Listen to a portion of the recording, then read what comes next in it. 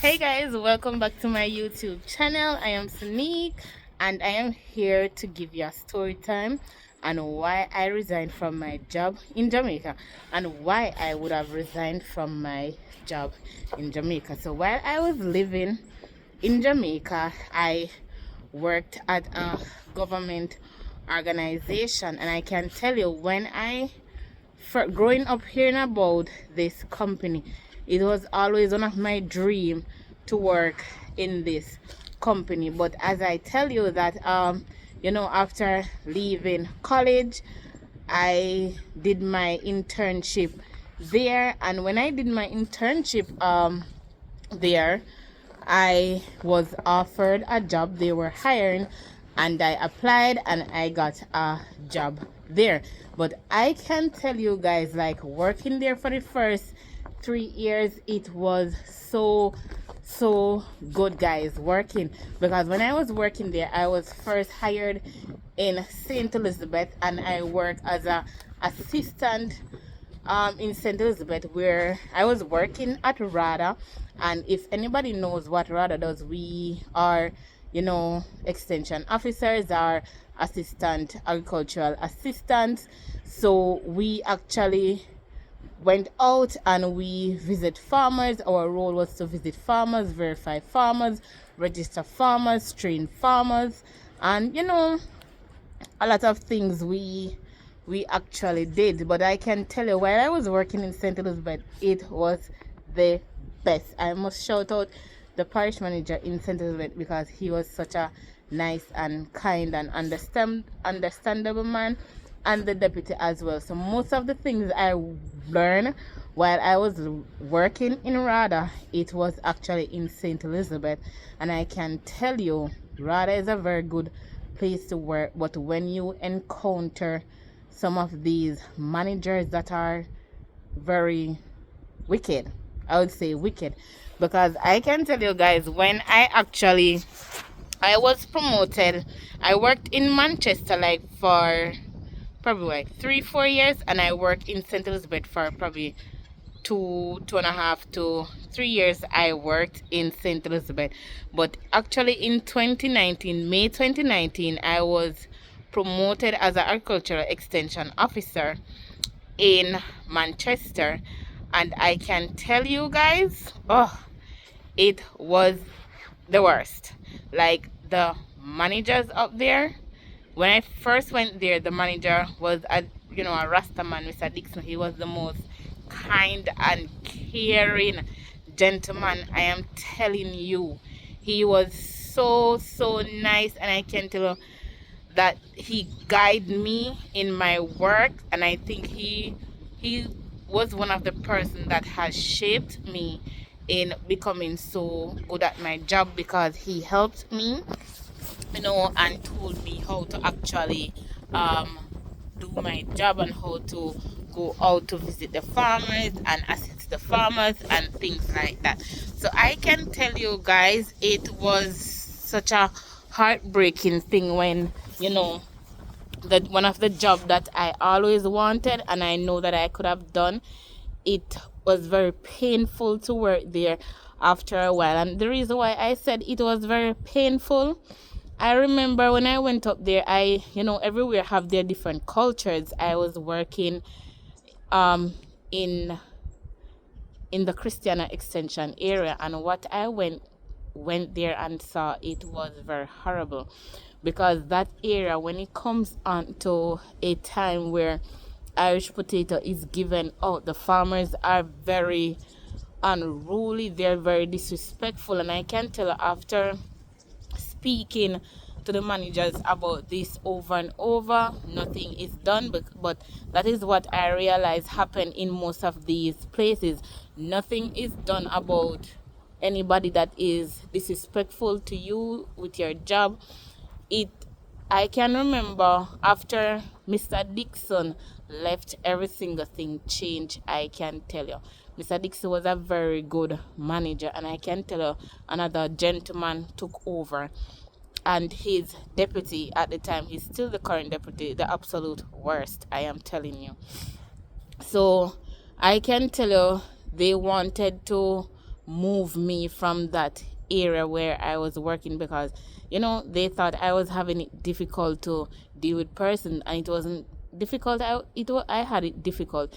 It was just that I had a mischievous assistant at the time. That gentleman would have stopped at nothing to make me look bad, because he was the one that was working in the position, and they took it from him.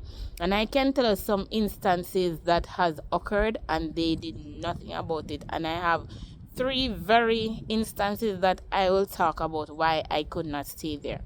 First instance, when I remember when I was doing a field visit, right? I was doing a field visit one time, and I went to visit a farmer where he was installing a drum.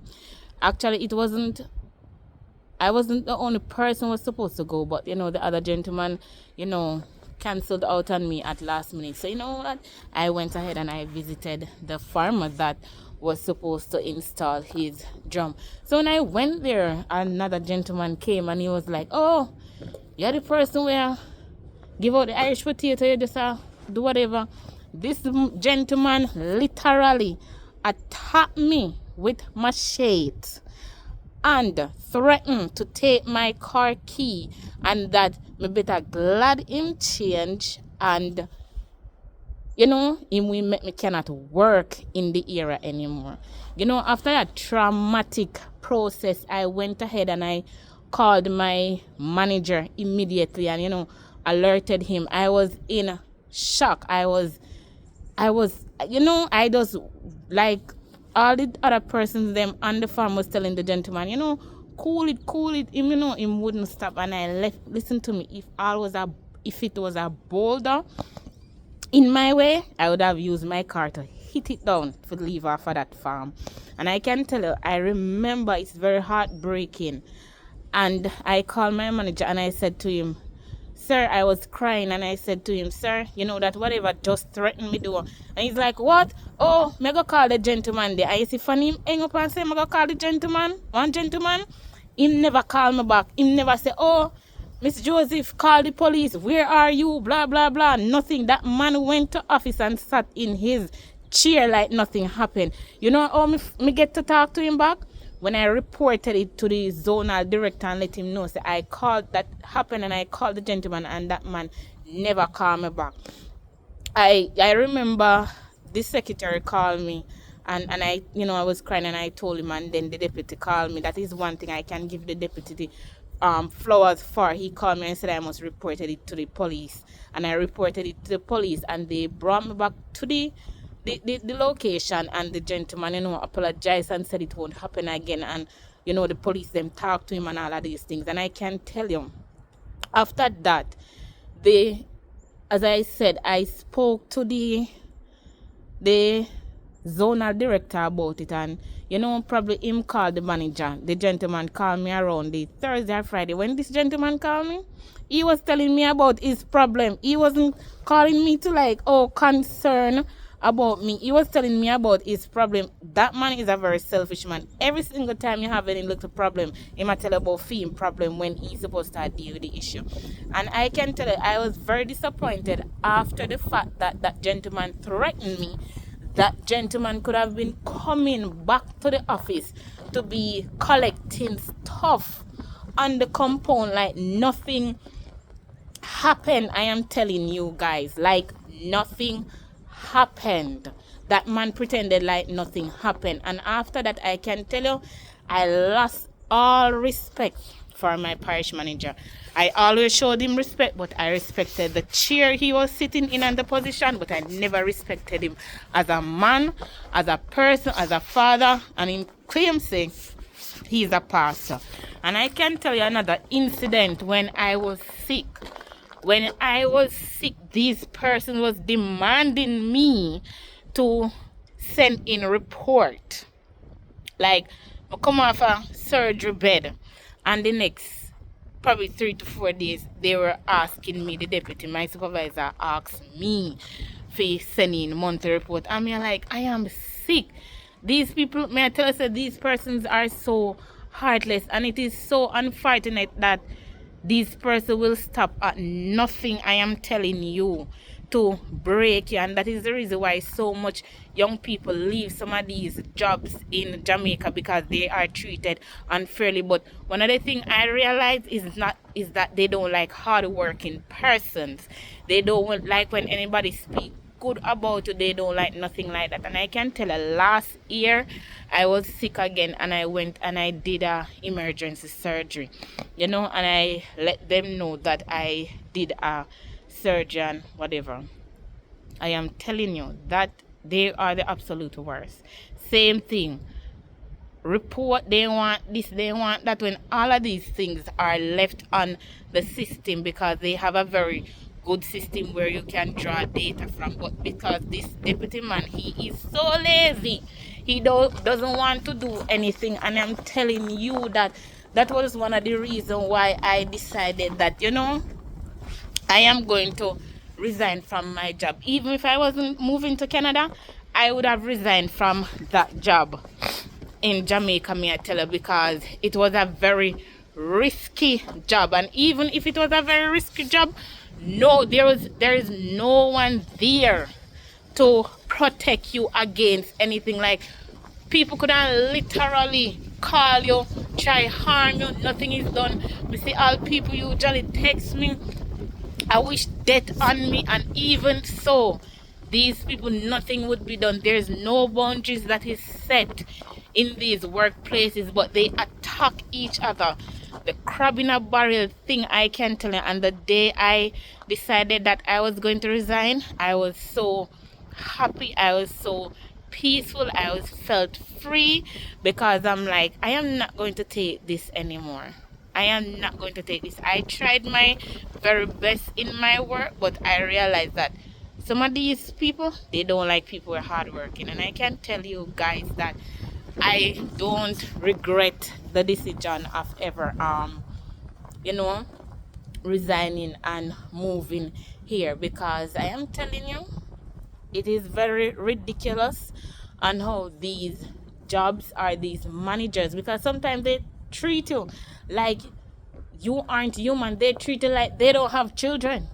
They treat it like they don't think that their children will experience these things. And what if their children come home and say, Daddy, uncle, brother, some manager don't like me, or my manager I take set for me and them a treat me unfairly? How would you feel?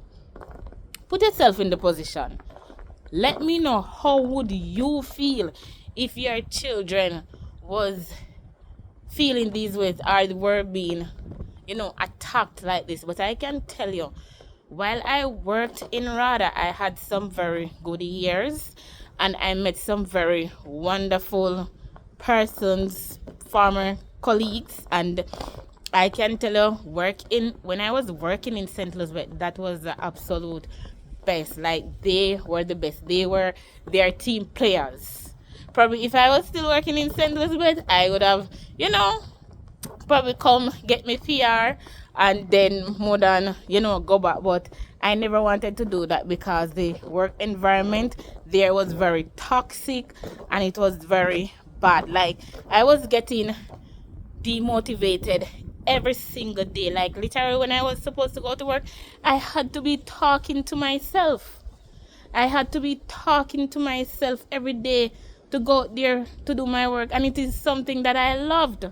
I love that job because it's always a passion of mine to help people.